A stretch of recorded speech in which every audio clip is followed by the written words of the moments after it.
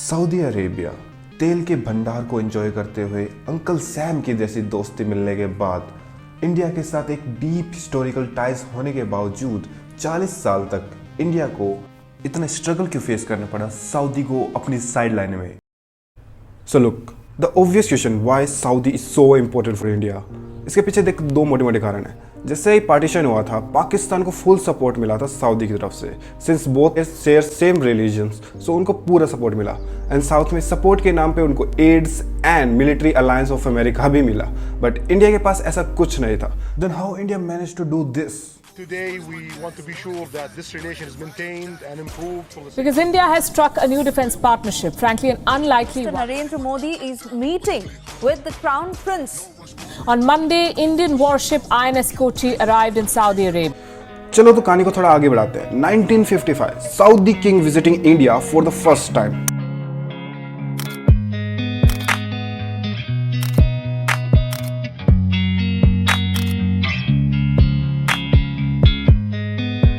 अब ये इतना इंपॉर्टेंट इसलिए हो जाता है कि 17 डेज का विजिट था।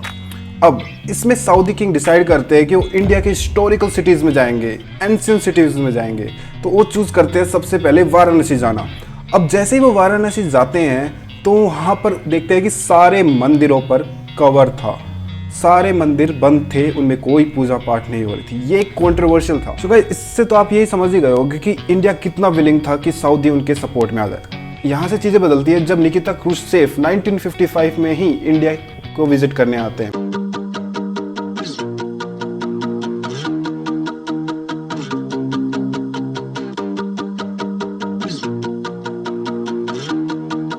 रशिया अब इंडिया पे पूरा सपोर्ट दिखाना चाहता था और ये ऐसा ही हुआ।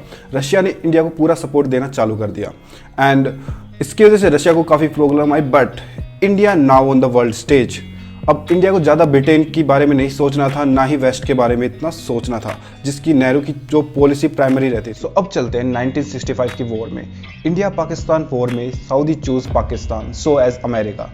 अब इंडिया के साथ सिर्फ रशिया खड़ा था और इस वॉर का कोई कंक्लूजन नहीं आता क्योंकि एंड लास्ट सीज फायर हो जाता है। So next moving to the third war 1971। This war change everything.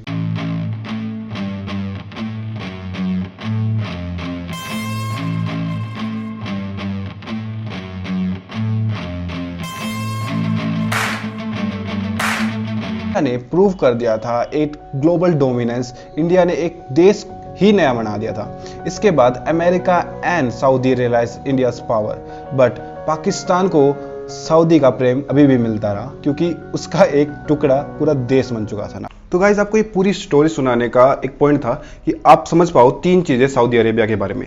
Saudi Arabia concern था अपनी रिलीजियस डोमिनेंस के बारे में, और सऊदी अरेबिया कंसर्न था अपनी रीजनल डोमिनेंस के बारे में, और थर्ड चीज सऊदी अरेबिया प्रोएक्टिवली अलाइन था अमेरिका के साथ। अब ये तीन चीजें सऊदी अरेबिया को कैसे फ्यूचर में इफेक्ट करेंगी उनकी हम बात करेंगे। कोई तीन पॉइंट ऐसे खेल देंगे। जैसे सबसे पहले बात करते हैं अमेरिका की। अमेरिका के 9/11 अटैक के बाद अमेरिका एक टेरर फाइट में आ गया था इंडिया के साथ, मतलब वो दोनों मिलकर टेरर से लड़ रहे थे।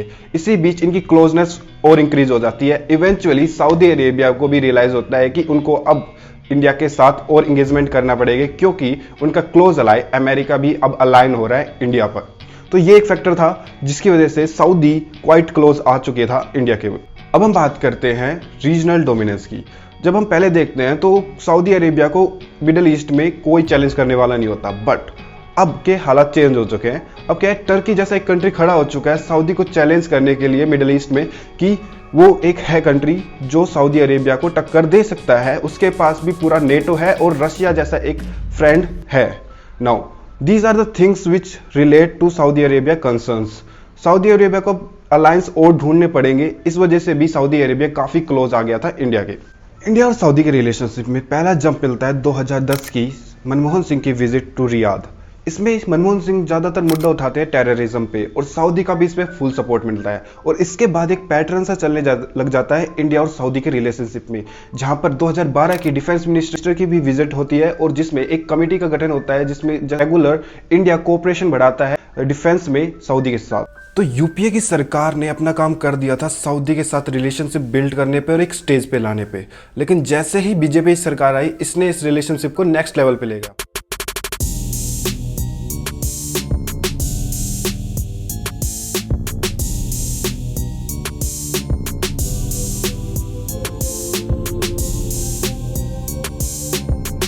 सो मोस्ट ये आता है कि पाकिस्तान इस बीच क्या करता रहता है और पाकिस्तान ने क्या क्या गलती की जिसकी वजह से इंडिया ऑटोमेटिकली क्लोज आ जाता है सऊदी के।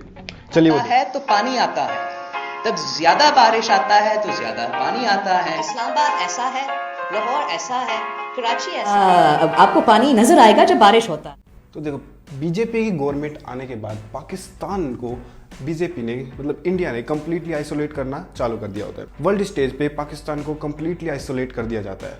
अब पाकिस्तान का एक ही सिरदर्द होता है कि वो कहाँ पर जाके कश्मीर की बात करे, तो वो हर स्टेज पे, हर वर्ल्ड स्टेज पे जाके कश्मीर का राग नापता है। Two nuclear-armed countries will come face to face, and the people of Kashmir have the right of self-determination. Invoked Article 370, which gave Kashmir the special status. Prosperity of forces in Kashmir now are 900,000. ऐसा ही होता है Saudi के case में। जब वो OIC में जाके Saudi के सामने ये रखता है कि हमें OIC मीटिंग में कश्मीर की बात करनी है, तो सऊदी इनकार कर देता है। अब ये पाकिस्तान को पसंद नहीं आता, तो पाकिस्तान एक नया अलायंस बनाने की सोचता है टर्की के साथ।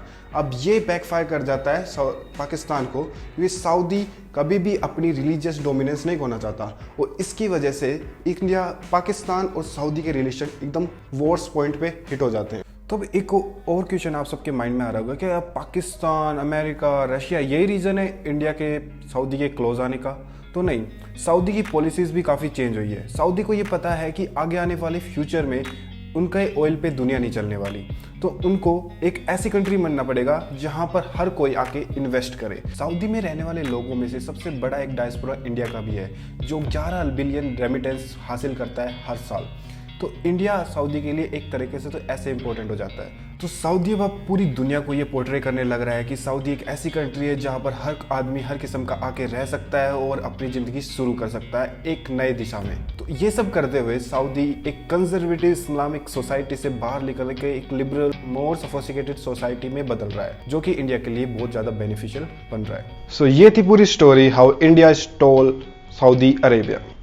सो हे गाइस, अभी वीडियो की एडिटिंग की थी तो पता चला सब्सक्राइब तो बोला ही नहीं आपको। So make sure subscribe my channel. अगर आप यहाँ तक आ गए हो तो सब्सक्राइब भी कर जाओ और ऐसे ही कंटेंट आएंगे मेरे चैनल पे। आपको अगर पसंद आया तो make sure you comment down below. Thank you guys.